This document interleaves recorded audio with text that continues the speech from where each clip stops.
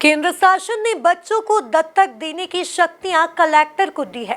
इस शक्ति का उपयोग करते हुए इंदौर कलेक्टर आशीष सिंह ने 42 अनाथ बच्चों को माता पिता का प्यार दिलाया और ऐसे दंपति जिन्हें औलाद का सुख प्राप्त नहीं है उन्हें खुशियां दी है।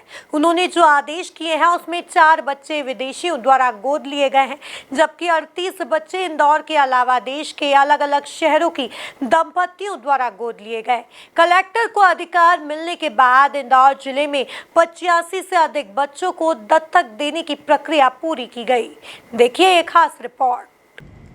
अनाथ बच्चों को गोद लेना हो तो पहले कोर्ट के आदेश का इंतजार करना पड़ता था, जिसमें वर्षों लग जाते थे। लेकिन वर्ष 2022 में केंद्र सरकार ने एक्ट में बदलाव करते हुए दत्तक देने की प्रक्रिया और उसके अधिकार जिले के कलेक्टरों को दे दिए।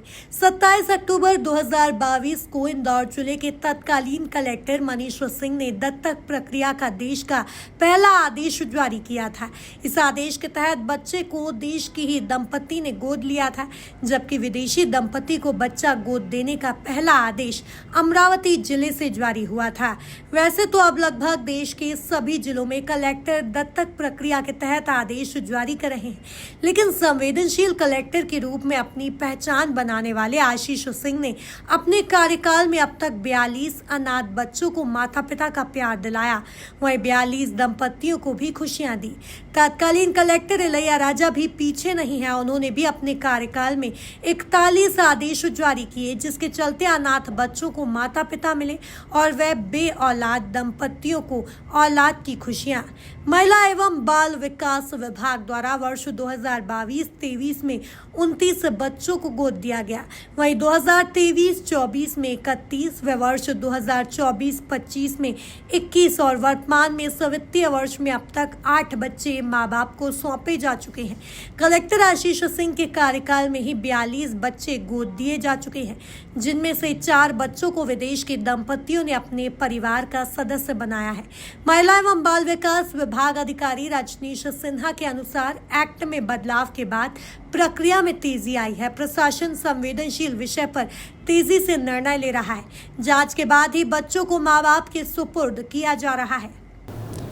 देखिए, दत्तक ग्रहण के लिए अब थोड़ा सा चेंज हुआ है।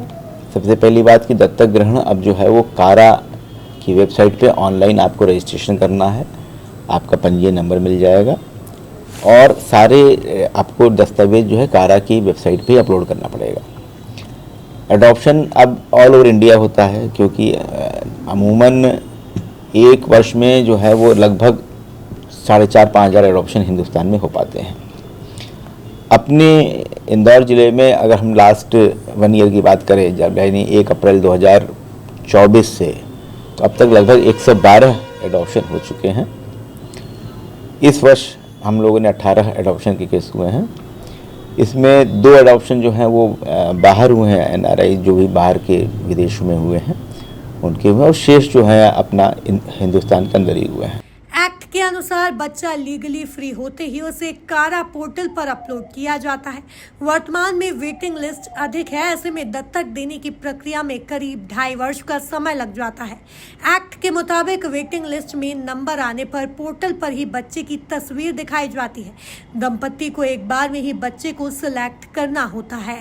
सारी जानकारी समय समय पर अपलोड की जाती है और वेटिंग लिस्ट बनती है। जो भी आवेदक या जो भी भावी दत्तक माता पिता होते हैं उनकी एक वेटिंग लिस्ट बनती है, प्रतीक्षा सूची।